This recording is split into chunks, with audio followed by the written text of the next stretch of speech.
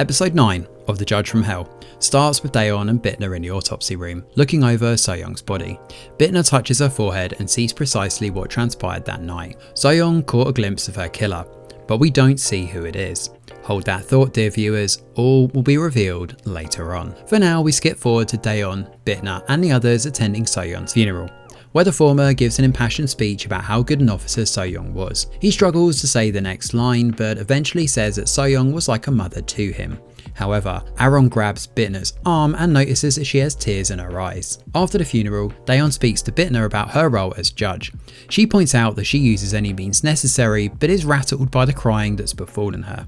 Bitna is convinced that she's broken and even heads off to a psychologist to try and find a solution. It could well be that she's becoming humanized thanks to Daeon thawing her icy heart, but Bitna refuses to believe this. Elsewhere, Mando is ready to go all in on being forgiven by the good Lord. He doesn't want to go back to hell and he's extra jittery heading home too, singing to himself. That is until Aaron comes in and catches him red-handed. In exchange for keeping his god-loving a secret, Aaron shows Mando the mark on her arm. It turns out she's actually Venato. It's her demonic job to weed out traitors who become humanized. She's basically the secret police of the demon world, so if she's not Satan, then who is? Back at the police station, the violent crimes team all mourn So-young in their own way. The regional investigation team has taken over this case and they even have a new leader too. This comes in the form of bubbly Jang Mun-jae.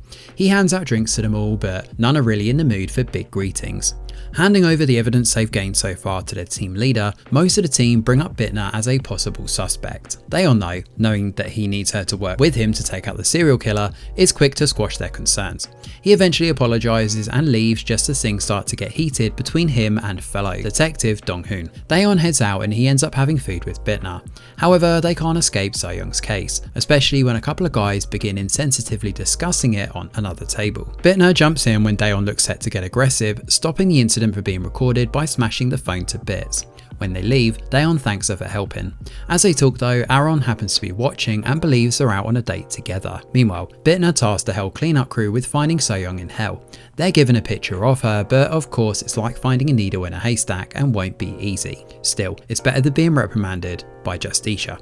As Daeon mentions the case and goes into detail that night, Bitna starts crying. Mando spots this and feeds it back to Aaron in secret. Mando mentions to her how things are melodramatic and not exactly romantic between the pair, but it only further spikes her suspicions.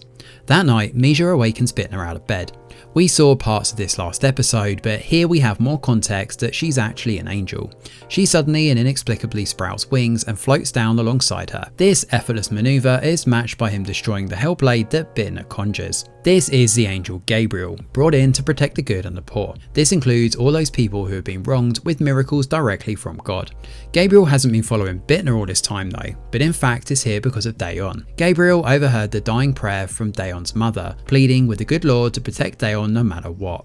These prayers were answered through So-young, who did everything she could to answer that call and look after him. The only way to safely protect Daeon was for So-young to adopt him, with Gabriel needing to go back to heaven at that time. So it was a gentle nudge in the right direction. The reason Gabriel is here now is because Daeon is on the verge of losing his protection. As soon as he decides he's going to murder, even with his heart falling that way, is out of God's hands, and thus is up to Bitna to protect him. Meanwhile, news breaks about serial killer Jay on the loose.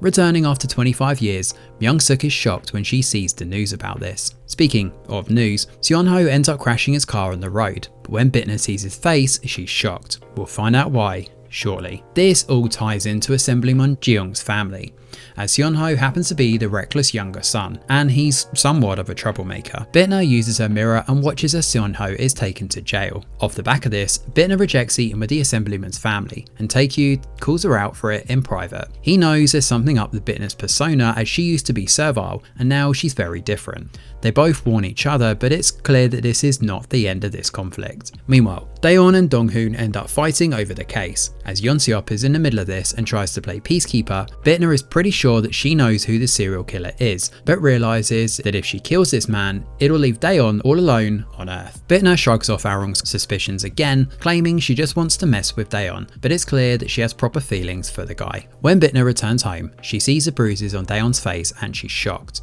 This is of course as a result of the fight that he had with his fellow officer. She heads on inside with him and helps patch up Daeon's cut lip, but as he leans forward, Bitna suddenly jumps back, mistaking Daeon, who is actually grabbing the lip balm, for trying to kiss her. She's ruffled and embarrassed and hurriedly leaves. The next day, Seonho is in court.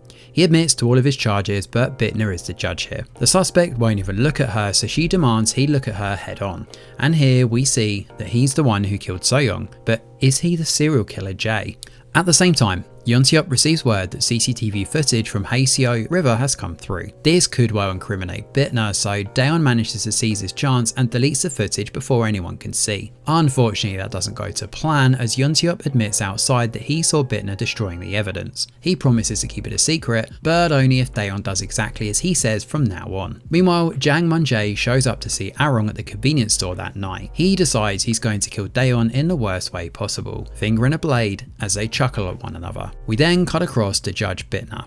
Mun-jae arrives and introduces himself as we fade to black. So this week's episode of Judge from Hell changes the game slightly as we slow down and move the pieces around on the chessboard. We've got an interesting dilemma here as to exactly how Seonho plays into this alongside Mun-jae, whom we now know is a demon. However, which one of these is a serial killer and which is Satan? And how does this tie in with Judge Bitna and Daeon? In terms of plot development, there's not a whole lot here in truth, but it's clear that it's pure setup ready for tomorrow's episode. And honestly, that looks like it's going to be a proper banger. Everything is set up for a dramatic swan song to this K-drama, but who's going to come out on top? How will Bitna react to all of this? We'll have to wait and see, but for now, you do not want to miss tomorrow's episode. Thanks for watching, and do let us know your thoughts in the comments below. Smash a like or subscribe to the channel, your support is very much appreciated. I'm Greg Wheeler, and from all of us over here at The Review Geek, we'll see you on the next video.